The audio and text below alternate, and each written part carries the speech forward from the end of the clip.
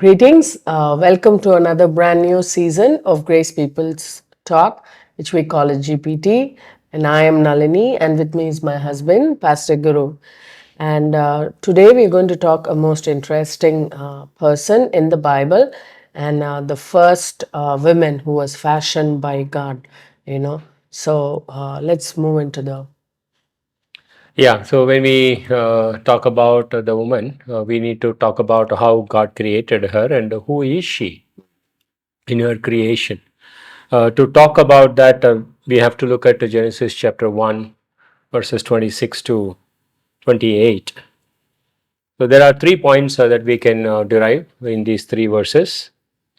The first one, in verse 27, God created both of them in his image and according to his likeness. It's not that Adam was created in the image of God and according to the likeness of God, but Eve was not created in that way. It is not that. Both male and the female were created in God's image, in God's likeness. In their creation, both of them were created to be equal, but with different designs. And the second point that we can pick on is from verse 26, which talks about God speaking to them, saying, "Let them rule over the entire dominion of God." So, which means the rulership was given to both. And it is not only to Adam, but not to Eve. Both, before their fall, had derived their rulership from God. And the third point that we see in verse 28, God blessed them, talking about both the male and the female, that is Adam and Eve. Both were blessed by God. So, in whichever way you see, woman is the one who created to be equal with man in her creation, but with a different design, not in any way less than man or more than man. Uh, both of them were created to be equal in their rulership. They received it from God in their design as well as the blessings. And sometimes the people that fight for women empowerment, there is nothing wrong about it. They ask for women's rights, and they come up to this level. But if you notice in the scriptures, God has much more than what they can claim for. Um, from the viewpoint of God, what I can say is they are not asking enough. It is not that they are asking too much. There is another side. The philosopher of all philosopher, the great Aristotle, says that a woman is an inferior man, but the scripture doesn't say like that. There is another philosopher, Frederick. He says a woman is the second mistake that God made. But when you look at the creation, when he says like that, what he means is obviously man is the first mistake. But God never made a mistake. He had good intent in his creation to both of them. And uh, that's how the Bible talks about the creation, which is totally contrary to what the world believes. Yeah, yeah. Having seen also that God has taken personal time to make Adam and giving him the opportunity to name the animals. It is so beautiful that Adam was so sufficient. God was complete for him, in terms of his sufficiency. But it was God who saw that, it was not good for man to be alone. And he puts him to sleep, and there he brings the women. And the first reaction of Adam when he sees the woman is, what, a bone of my bones and flesh of my flesh. So, bone basically, what, in the Bible, when we run through, we see that it speaks about the spiritual vitality. In as much as Adam stands in awe of the greatness of God's creation or his personal love towards him and the consciousness of God, he didn't find somebody whom he can share spiritually with. And now, having found, this woman whom he can also share about the thankfulness, the gratitude, about the spiritual reality that he is experiencing, that makes him to exclaim, bone of my bones. But it is not just the spiritual compatibility that God wanted. It is beyond that. They share the same feelings, in terms of, sharing love, in terms of sharing every attribute between them, and also the physical compatibility. So the three parts of man was absolutely made compatible, which shows that God wanted Eve to be an absolute complement and a completing person, in Adam's life. Wow. Sometimes I look at in the ads of the suits that are designed for men. The ad goes like this: when the suit is put on a man, and the uh, ad line says the complete man. God did not look at Adam, and he put a suit over him, and he said, now you are a complete man. And he created Eve for him in every single way. So as you said, Adam mentions bone first, because it is the one that gives shape to the flesh. So he realizes that now here comes there is someone with whom I can enjoy the life that God has blessed me with, spiritually speaking. And then, of course, uh, they were called to be one flesh after their union, and he finds that part also in Eve. That's a most beautiful thing that we can see uh, in their creation. So Genesis 3:1 says that, the serpent was crafty than all the beast. And then he comes to women, and obviously the devil is inside. And he is proposing a question, to her, that has God said? And because the devil cannot read the thoughts of man or a woman, his only way of checking out what is running in the heart of this woman is by proposing this question: has God said, that from any tree of the garden that you shall not eat? And in proposing that question, and through the response of Eve, having realized that, she was not to the point, but she was like saying that, God told not to eat, but also not to touch. And I think that was the catch that he had, like a fish hook. Yes, okay, I got it now, that she has added something beyond what God has said, which means now I can lead her astray with this hook, with by proposing something else, and eventually took her away, from the point of, focus. Wow. So Moses gives us a hint when he speaks about a serpent in Genesis chapter 3, verse 1, and he says the serpent was more crafty than any beast. What did he mean by that? More crafty than any beast. And what Moses says, so we understand through the question that the devil is asking through serpent. The question is very poisonous. Just listen to this question. He comes to Eve and he says to Eve, indeed, has God said, you shall not eat from any tree of the garden. And he made Eve realize, or he made Eve think by asking this question, that as if like God has barred Eve from any tree in the garden. Did God say that you shall not eat from any tree? Oh, you don't even have any food to eat? Look where you have been brought.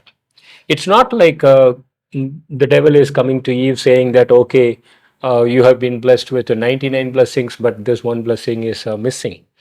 But the question is so poisonous that you don't even have a blessing at all. That's the way he put it across. God told you not to eat from any tree. Look, you are as good as a man, a woman who is without the food. So that kind of a poisonous question God is, I mean, devil is been asking people today. So there is a song that says that count your blessings, name them one by one, and at the end, it'll surprise what the Lord has done. Right? So he comes to each and every single one of us and he asks the question, look, what God has left you with. He has left you with a zero. That's the power of that question, which made Eve to kind of like suspect the nature and character of God. The suspicion was born there. And then she also makes God to be a little more cruel in her communication with the devil. And she says that God told me not even to touch that particular tree. So that's how he takes things forward with people. Yeah. I was even thinking of, in line with this is also the marketing principle of the make believe concept, that the person who is selling the product has to convince the buyer that, the person is in need of it. And then what he has to offer, even though he may have it, maybe what he has to offer is much better, that's going to enhance him. That's what Pastor Bailey Norman also said, that every ad is always catering to that part of me, to say that, you lack something, and then, like, here is something that could make you much better by adding to your thing. This is also was much in reality, when we had been for the exhibition, and I was convinced, with a proposal that, a particular product was very good and I could buy it and it'll be very useful to the kitchen.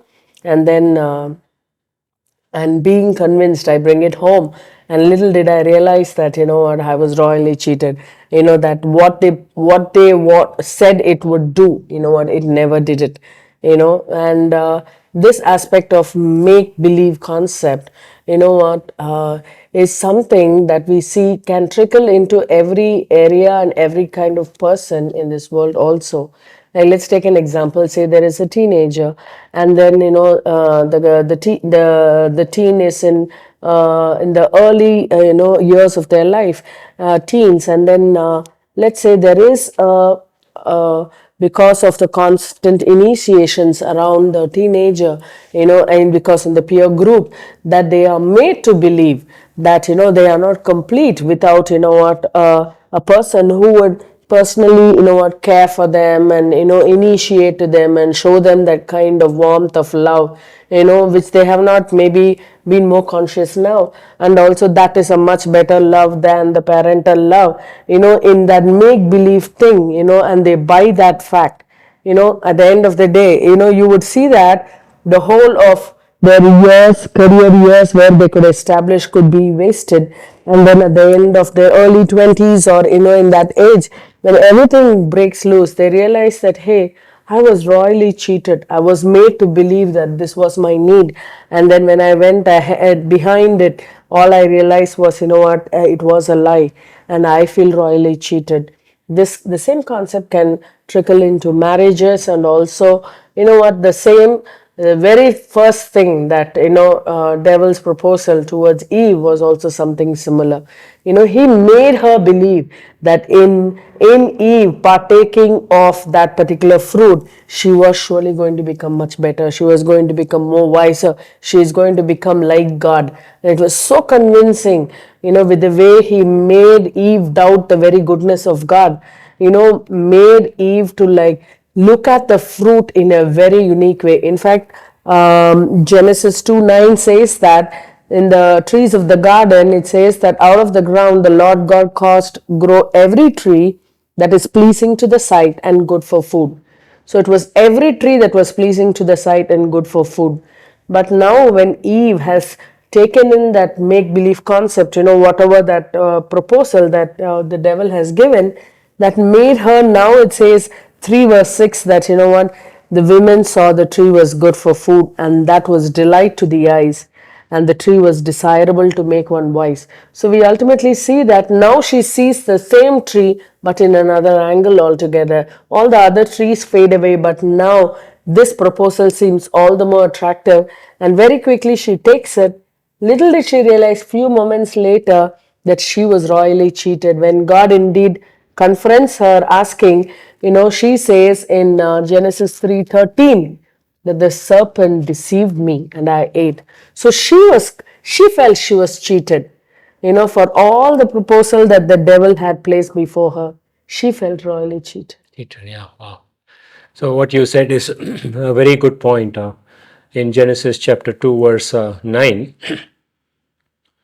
every single tree and its fruit was good for, pleasing to the sight and good for food. Right? Every single tree is pleasing to the sight and good for food. And similarly, when you look at 1 Corinthians chapter 11, I think in verse 7 or 8, it says that woman is the glory of man. My glory is you. What do you think about glory? Glory is something outshining, right? So you already have all the trees pleasing to the sight, good for food. But who are you in your creation? You are the glory of man.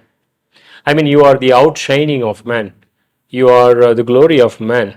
Matthew Henry puts it in a most beautiful way. And he says, if man is the head of all creation, woman is the crown of the head of all creation. So she had all the trees by her side, pleasing to her sight and good for food. She, in her creation, was in the best place. And the power of the lie is something like that.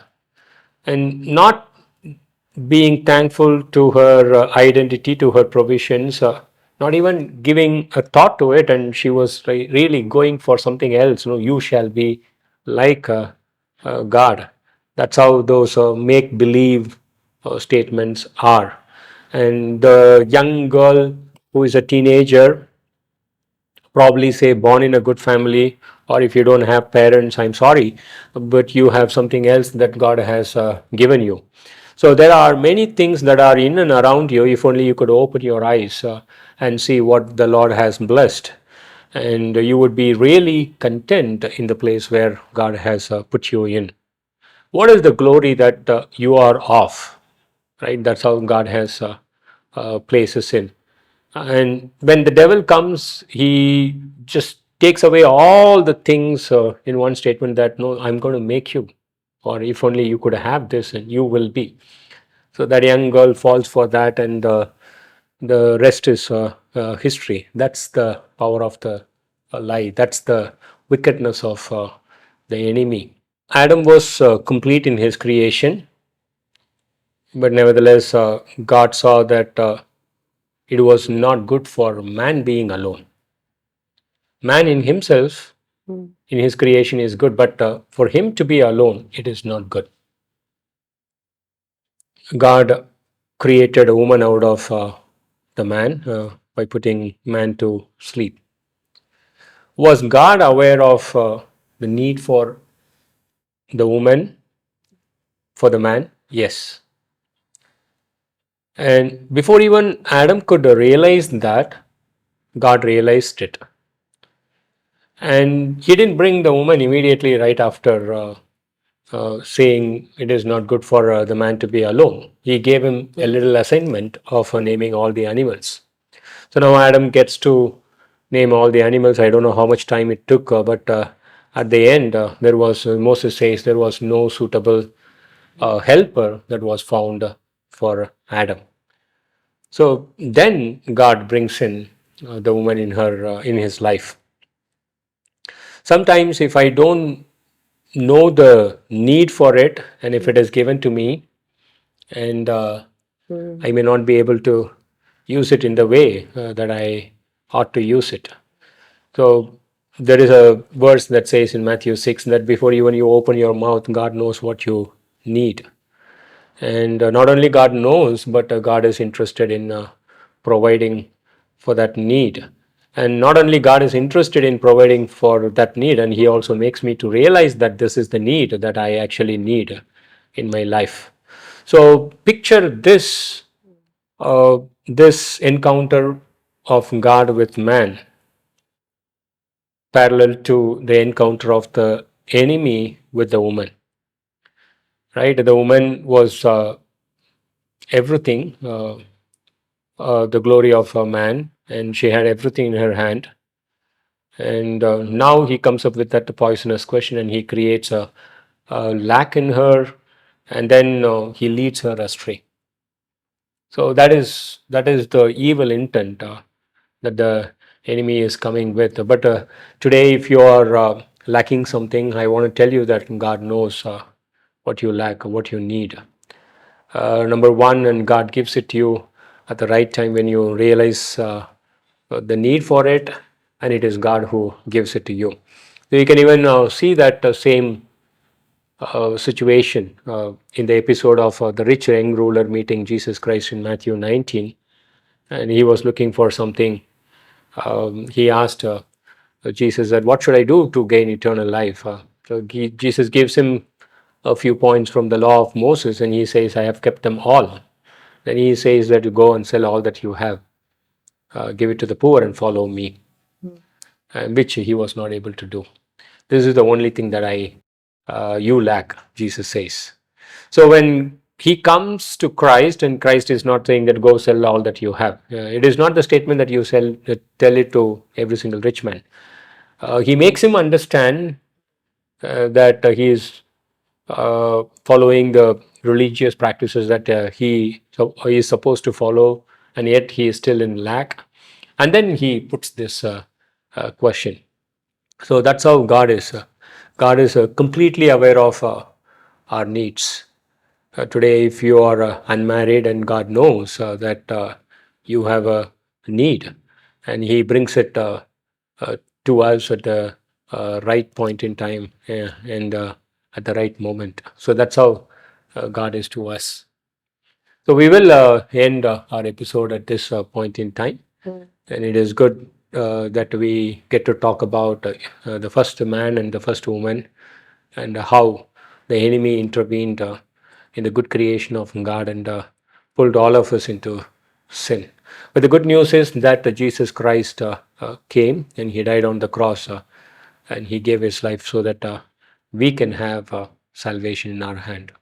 So thank you so much for watching GPT. Support us. We'll continue to do different episodes in the coming future.